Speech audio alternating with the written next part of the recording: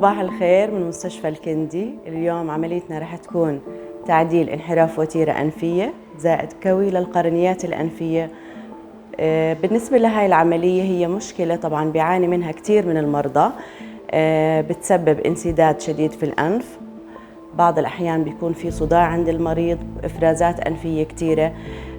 طبعا هاي المشكلة ممكن تؤدي إلى زيادة في انسداد الأنف، مثل إنه يصير في عند المريض شخير أو انقطاع في التنفس أثناء الليل.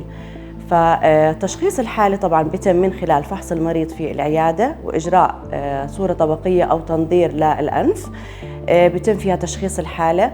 طبعا في هاي الحالة العلاج الوحيد أو يعني الجذري لهاي المشكلة هو التداخل الجراحي.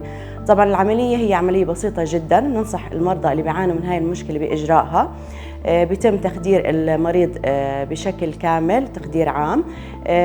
يتم إجراءها في غرفة العمليات. مدة العملية تتراوح ما بين 30 إلى 45 دقيقة.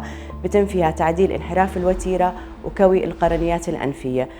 طبعا بعد العملية ممكن نضع للمريض حشوة أنفية بسيطة بتضلها في أنف المريض لمدة 2 إلى 3. طبعا بيخرج المريض بنفس اليوم. ما في أي مشكلة بالنسبة للحشوة اللي كان طبعا زمان كنا نحطها للفتايل الأنفية، في هاي الأوقات إنه بطلنا نستخدمها.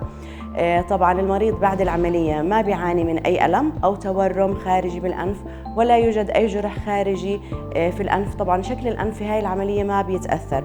طبعا هاي العملية بحب أحكي لكم إنها بتختلف تماما عن عملية تجميل الأنف الخارجي، لأنه في عملية تجميل الأنف الخارجي بيكون في عنا جرح خارجي، زائد إنه بصير في عنا ألم بعد العملية وتورم على الأنف وحوالين العين.